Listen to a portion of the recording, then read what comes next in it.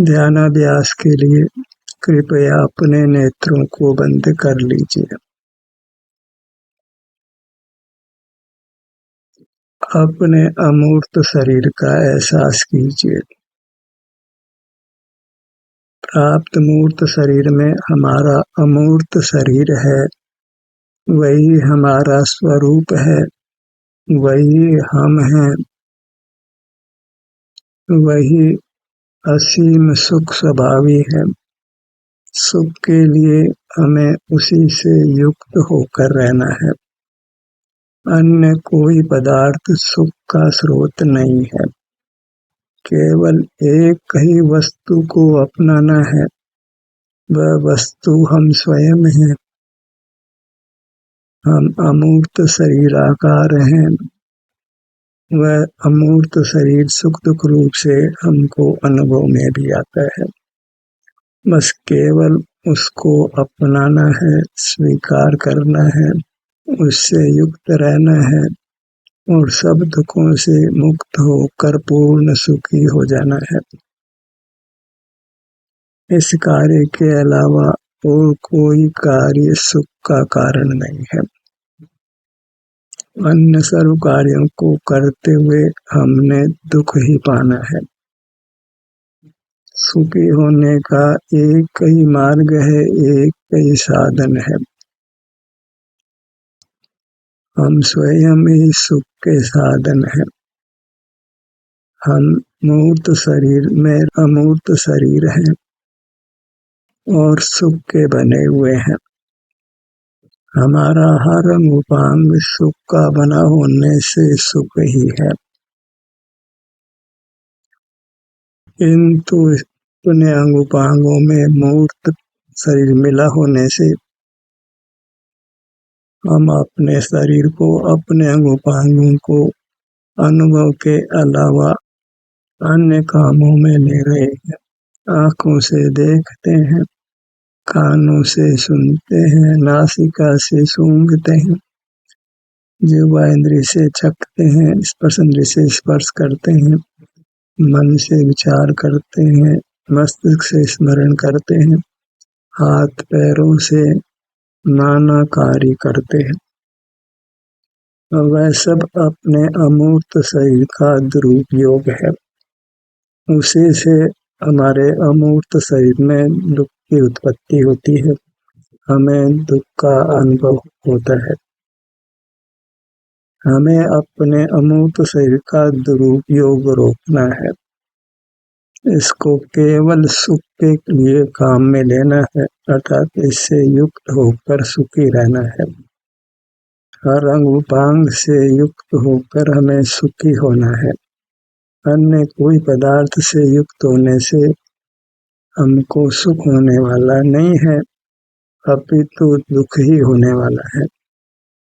जो विषय सुख होता है वह वास्तव में आकुलता सहित होने से दुख ही है। उसमें हमारी स्थिति भी नहीं हो पाती है। हम खुद ही विषय को छोड़ देते हैं या विषय हमसे दूर हो जाता है।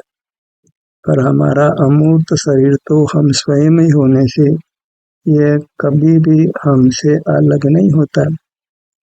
हम ही इससे विमुख होकर, अपने से विमुख होकर दुखी होते हैं।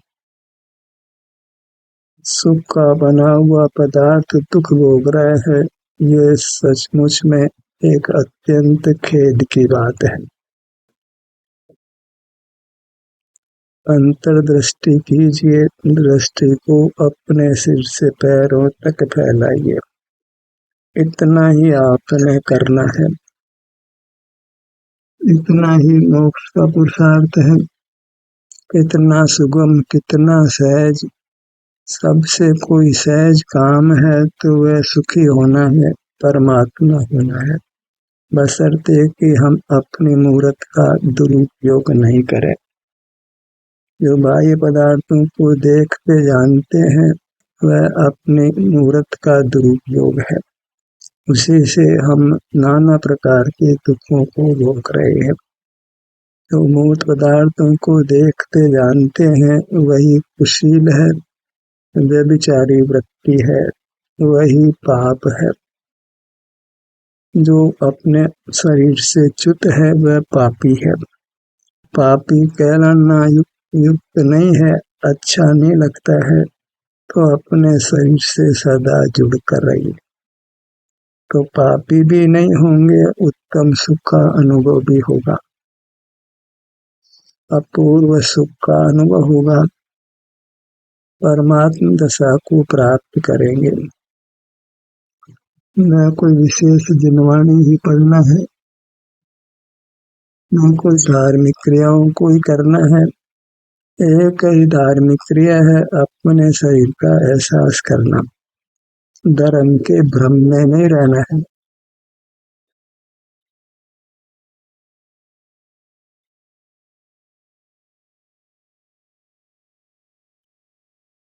धर्म का भ्रम ही हमने सेया है।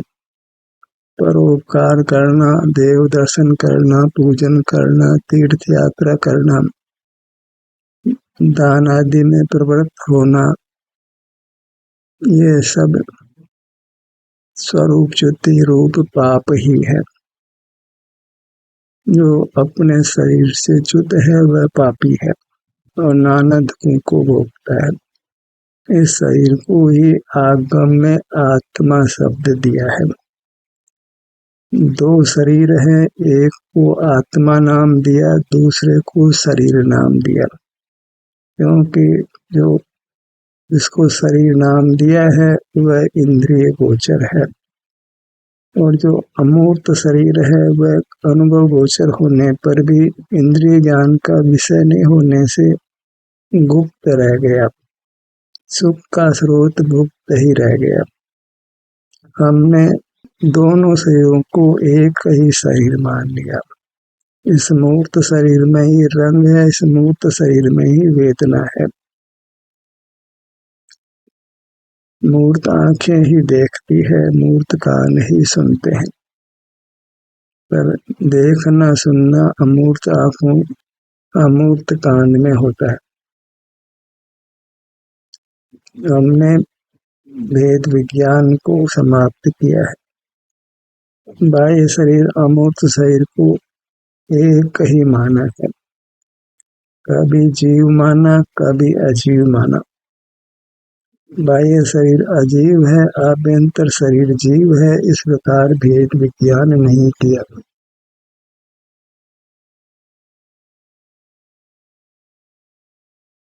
आभ्यंतर शरीर है वही जीव है, वही आत्मा है, वही सुख का स्रोत है, वही अनुभूत भी है।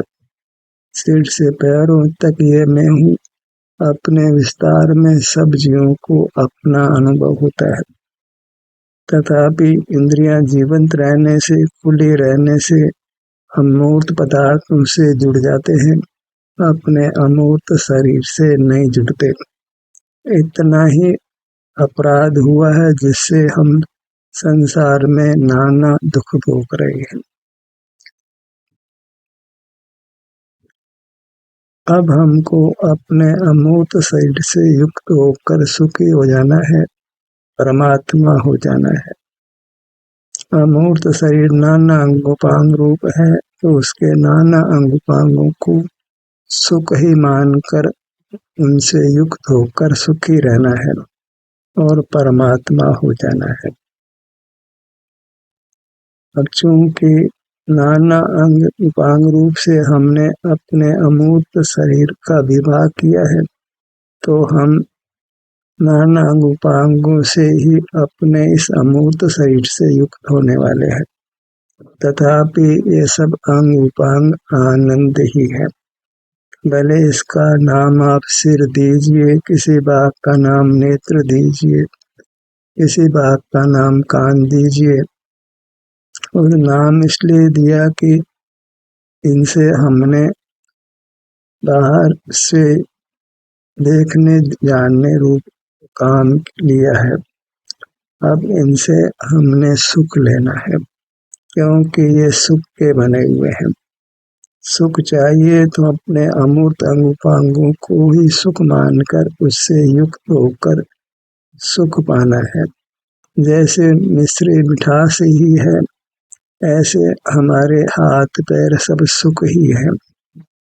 अपना ध्यान पैरों पर लाएं, हम वास्तव में अपना ध्यान सुख पर ही ला रहे हैं और उससे हमको सुख का अनुभव होता है।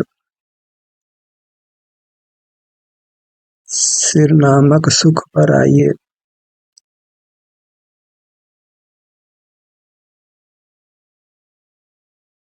उस सुख के हमने अंग उपांग कर नाना नाम दे दिए हैं, पर सबको सुख ही जानना है और उनसे युक्त होकर हमें सुखी ही होना है। ललाट नामक सुख पर आइए।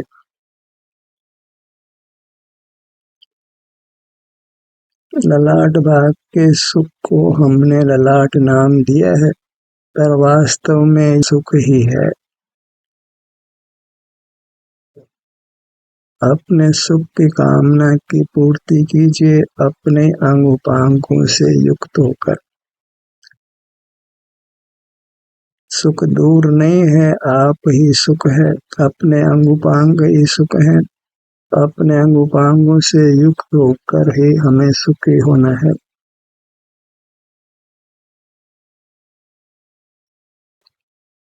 ध्रुव मध्य नामक सुख पर आइए।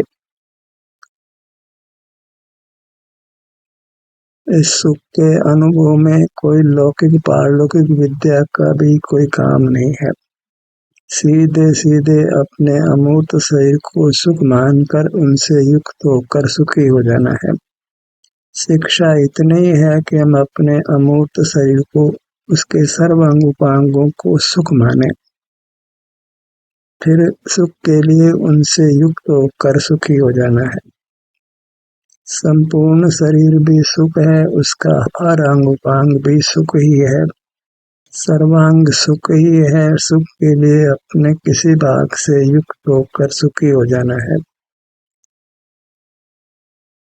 नेत्रों नामक सुख से युक्त हो जाइए। अपने ध्यान को नेत्रों नामक सुख पर लाइए।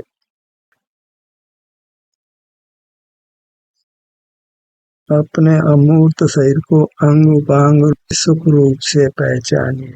हर अंग उपांग को सुख रूप से पहचान कर उससे युक्त होकर सुखी होना है। और इससे ये निश्चय भी हो जाता है कि मोक्ष मार्ग अत्यंत सुगम है। सुखी होना अत्यंत सुगम है। न उसके लिए शास्त्र ज्ञान चाहिए, न धन ही चाहिए, न कोई बाह्य चेष्टा ही चाहिए।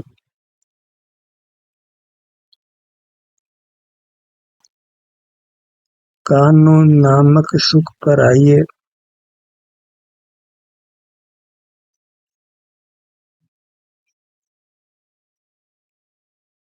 एक बालक भी इस मार्ग को समझकर सुखी हो सकता है।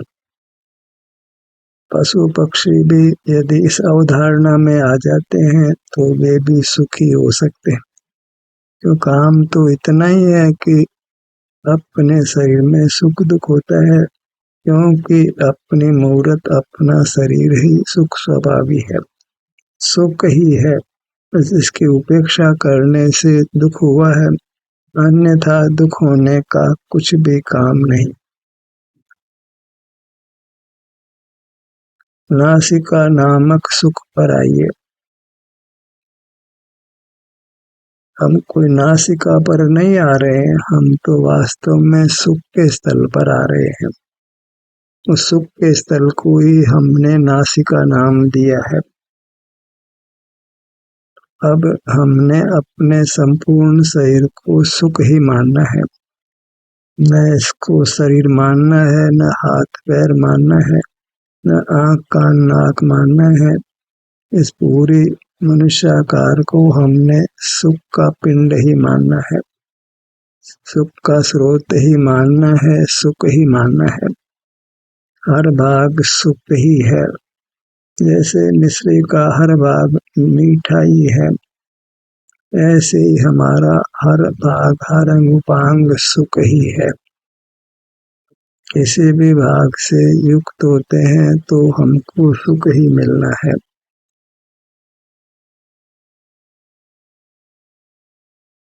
फोटो नामक सुख पर आइए।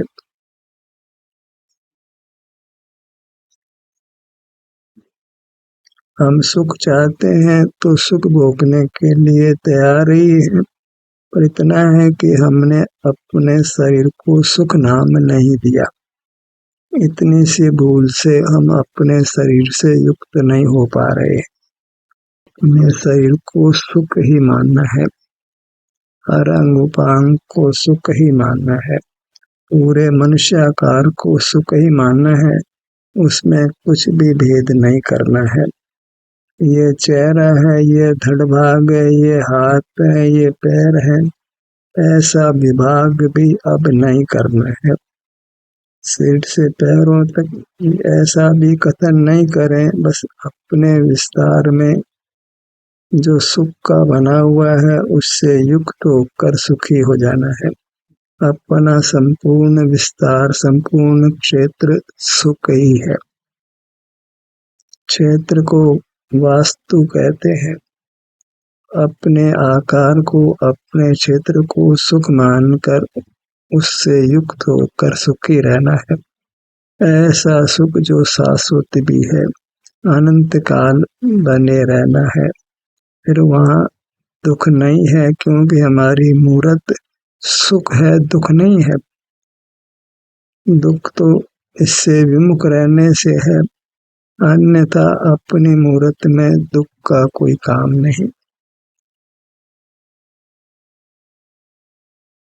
गर्दन नामक सुख पर आइए।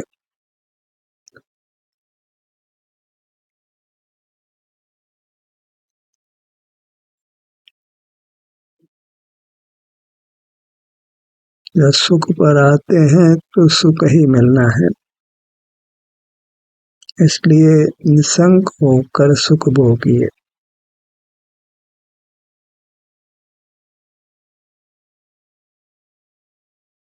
हमें सुख की कामना है तो सुख नामक वस्तु चाहिए, और हमारा नाम वास्तव में सुख है।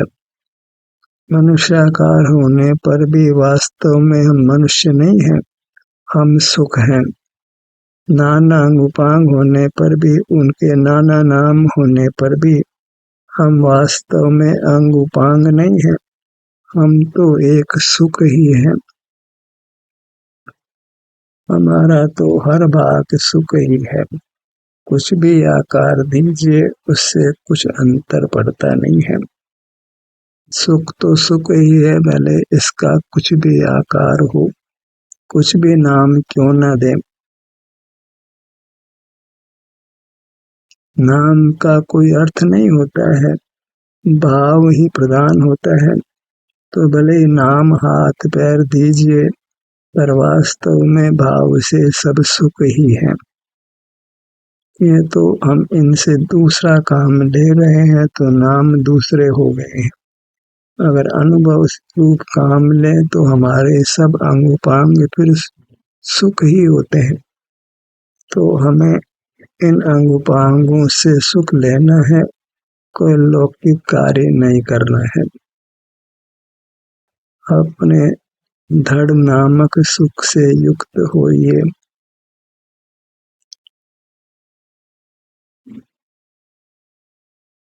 धड़ नामक सुख का अनुभव करिए। विशाल भाग है, विशाल सुख है, तो इससे युक्त होकर हमको सुख प्राप्त होने वाला है, जो अनुपम होगा और अतीन्द्रिय होगा। सीना नामक सुख पर आइए।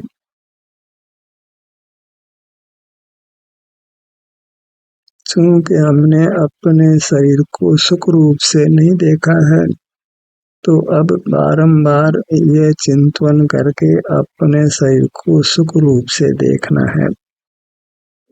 मैं गोरा नहीं हूँ, काला नहीं हूँ, ज्ञान भी नहीं हूँ, बल भी नहीं हूँ, मैं तो सुख हूँ। क्योंकि अपने समीप आने पर मुझको सुख का ही अनुभव होता है, कुछ भी ज्ञान नहीं होता, कुछ भी बल की प्रवृत्ति नहीं होती है।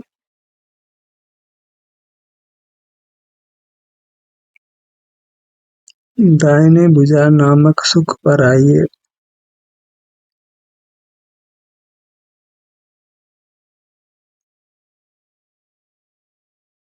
चूंकि हमको सुख की कामना है और अंग उपांग सुख ही है, तो फिर सहज ही हम अपने अंग उपांगों से युक्त होने लगते हैं और सुखी भी हो जाते हैं। संसार को समाप्त कर लेंगे, परमात्म दशा पा लेंगे, इसका कोई संशय भी नहीं रहता है। दाहिनी हथेली नामक सुख पर आइए। नाम हथेली है, परमार्थ से सुख ही है।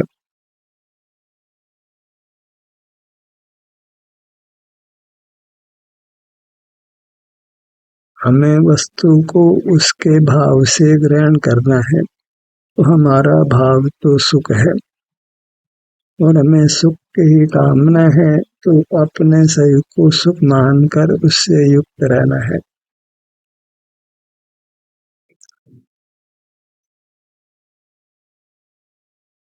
बाएं भुजा नामक सुख पर आइए।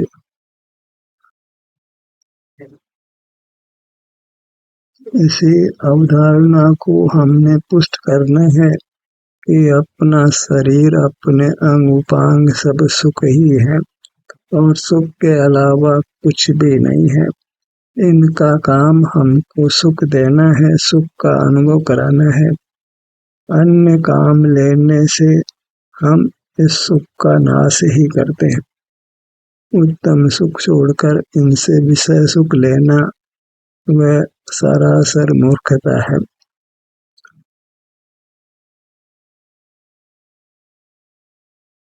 कोई मूर्खों के सींग नहीं होते हैं। हम अपने शरीर से अन्य काम लेते हैं, उसी से हमारी मूर्खता प्रकट हो जाती है। हमें तो अपने मूर्त में निमग्न होकर सुख भोगना है, अन्य काम लेकर अपनी मूर्खता को प्रकट नहीं करना है।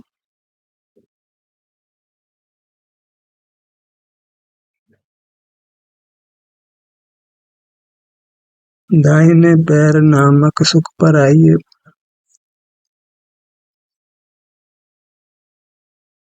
अपने मूर्त को सुख रूप से पहचान कर उससे युक्त होकर सुखी हो जाना है। इतना ही मोक्ष का मार्ग है। मोक्ष के मार्ग का विस्तार नहीं है, तो शास्त्रों की गहरी गहरी व्याख्या करने में कुछ भी हमारा हित नहीं है। नाना विकल्प करके हम अपने दुख को ही बढ़ाने वाले हैं। अपनी मूर्त को विकल्प करने में काम में नहीं लेना है, चिंतन के काम में भी नहीं लेना है। केवल इसको सुख मानकर इससे युक्त होकर सुखी होना है।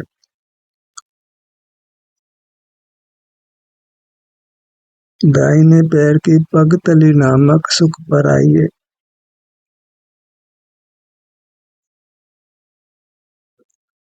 अंगुलियों नामक सुख पर आइए। दाहिने पैर की पांचों अंगुलियां।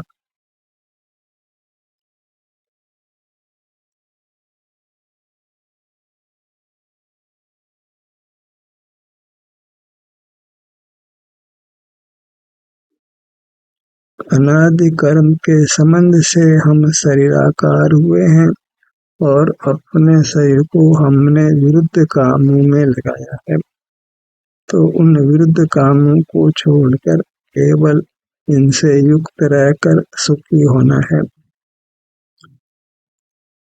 अन्य सर्व चेष्टाओं को छोड़ देना है।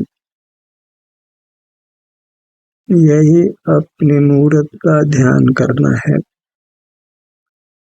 और इसी से हमको सुख का अनुभव होता है, हम परमात्म दशा को पाते हैं।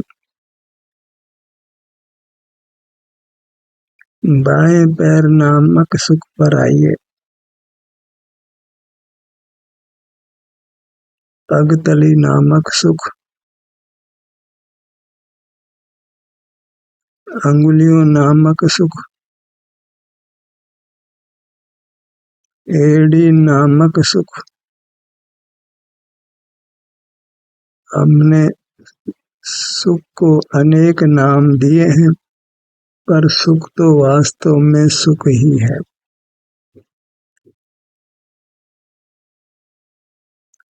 रखना नामक सुख, पिंडली नामक सुख,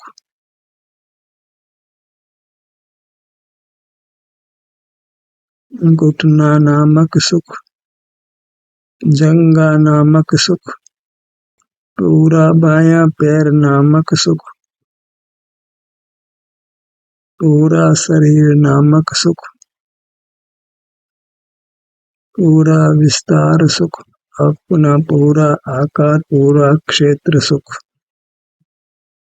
इसी में निमग्न रहना है, अन्य कार्यों में अपने शरीर को नहीं लगाना है, केवल सुख के अनुभव में ही इसको लगाकर सुखी हो जाना है। ध्यान का सत्र यहीं समाप्त होता है। आपकी सहभागिता के लिए धन्यवाद।